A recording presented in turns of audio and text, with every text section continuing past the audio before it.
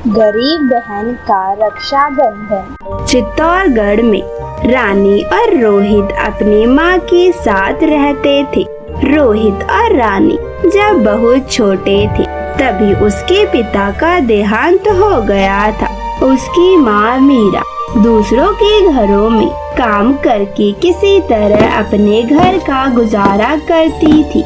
एक बार की बात है, मीरा अचानक बहुत बीमार पड़ गई। समय से इलाज न मिलने की वजह से एक दिन उसकी भी मृत्यु हो जाती है। अब रानी और रोहित बिल्कुल अकेले रह गए। उनको संभालने वाला अब कोई नहीं था इस दुनिया में। तब रोहित अपनी बहन से कहता है, दीदी दीदी मुझे बहुत तेज भूख लगी है, कुछ खाने को दे दो। ठीक है मेरे भाई, मैं तेरे लिए अभी कुछ खाने के लिए लेकर आती हूँ।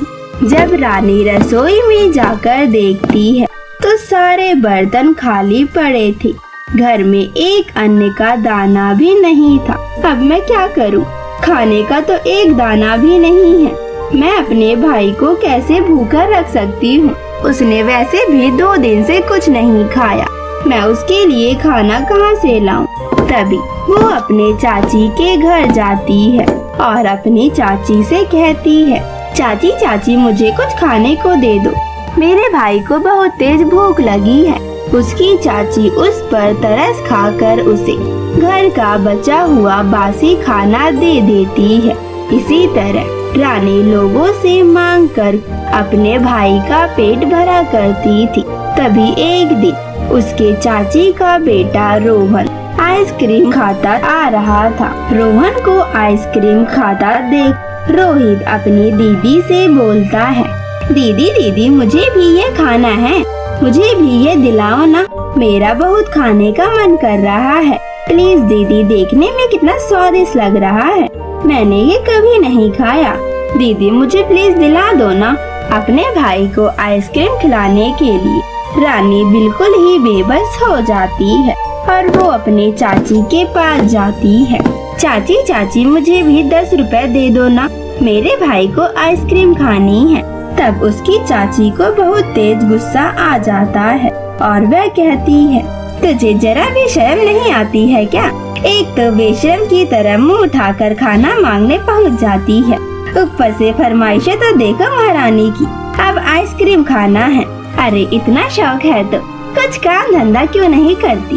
पैसे कोई पेड़ पर थोड़ी ना उगते हैं जो तुझे तोड़कर लाकर दे दो। चाची मुझे ही आप कहीं काम दिलवा दो, आपकी हमारे ऊपर बहुत बड़ी मेहरबानी होगी।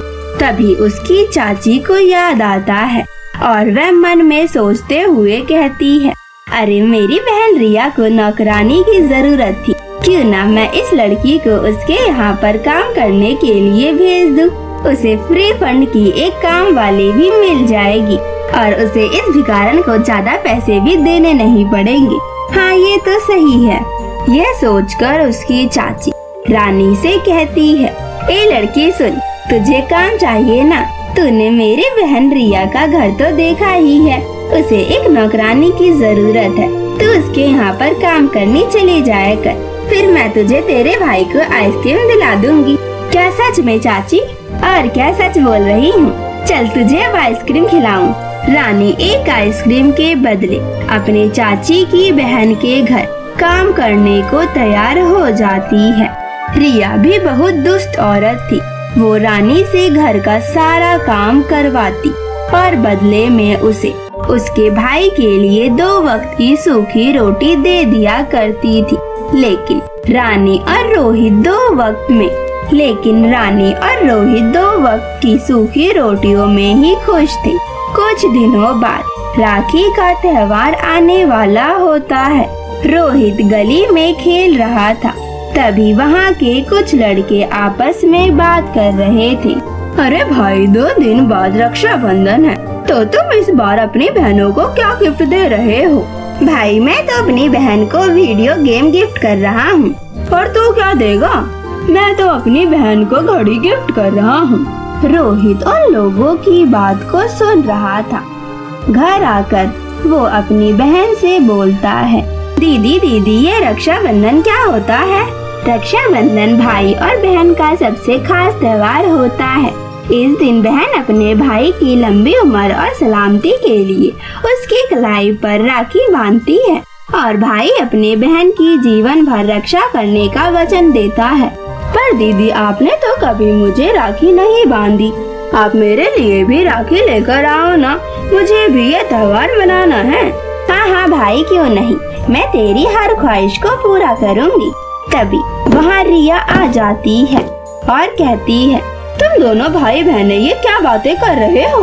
कुछ नहीं आंटी। अच्छा सुन, 2 दिन बाद रक्षाबंधन है तो तुझे यहाँ पर आने की कोई जरूरत नहीं है। आंटी एक बात कहूँ? आंटी 2 दिन बाद रक्षाबंधन है, मुझे आपसे कुछ पैसे चाहिए ताकि मैं अपने भाई के लिए भी एक राखी खरीद सकूं। ये सुनकर रिया को गुस्सा आ जाता है और वह कहती है, तुझे शर्म नहीं आती है पैसे मांगते हुए? एक तो तुम दोनों मुफ्त का खाना खाते हो और वो भी बिना काम करे हुए, और एक तो मैंने तुझे खाना खिलाया और अलग से तुझे पैसे भी दूं। मैं तुझे पैसे वैसे नहीं देने वाली हूँ। तुझे मेरे यहाँ पर काम करने की कोई जरूरत नहीं है, तो यहाँ से भाग जा। इतना बोलकर रिया रोहित और रानी को अपने घर से निकाल देती है। रानी अपने बहुत ही दुखी मन से अपने घर आ जाती है और कुछ दिन बाद रक्षाबंधन का त्योहार आ जाता है।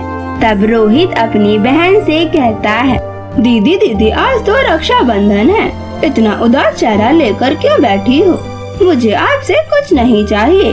मैं सब समझती हूँ भाई, मैं तेरे बड़ी बहन होते हुए भी मैं तेरे लिए कुछ नहीं कर पाई, लेकिन तू चिंता मत कर, मैं आज तेरे साथ जरूर रक्षाबंधन मनाऊंगी। इतना बोलकर रानी घर से निकल जंगल में चली जाती है और एक पेड़ के नीचे बैठकर खूब रोती है। माँ, मुझे आप इस जालिम दुनिया में छोड़कर क्यों चली गई? मैं आपके बिना बहुत ही अकेली हो गई हूँ। माँ, मुझे बहुत याद आती है आपकी। रानी को रोता देखकर बाल परी को उस पे बहुत दया आ जाती है और बाल परी रानी से बोलती है, लड़की तुम इस जंगल में अकेले क्यों रो रही हो? मेरी किस्मत में तो रोना ही लिखा है परी जी। फिर रानी सारी बात परी को बता देती है। रानी की बात सुनकर परी को उस पर बहुत दया आ जाती है और वो रानी से बोलती है, रानी आज खुशियों का त्योहार है, ऐसे उदास नहीं होते हैं। ये लो ये राखी मेरी तरफ से तुम्हारे भाई के लिए। यह कोई मामूली राखी नहीं है, बल्कि ये जादुई राखी है। अब से तुम्हें किसी के आगे अपने हाथ फैलाने की जरूरत नहीं है। अब तुम खुशी खुशी घर जाओ, सब ठीक हो जाएगा। रानी परी का धन्यवाद कर खुशी खुशी घर जाती है। रानी तैयार होकर अपने भाई की कलाई पर वो जादुई राखी बांध देती है। राखी बांधते ही उसके सामने तरह तरह के मिठाइयाँ और खाने के लिए बहुत से सामान आ जाते हैं। तब रोहित कहता है, अरे वाह दीदी, ये सब मेरे लिए है। आप बहुत ही अच्छी बहन हो। दीदी, ये राखी भी बहुत प्यारी है, मैं इसे हमेशा अपने पास रखूंगा।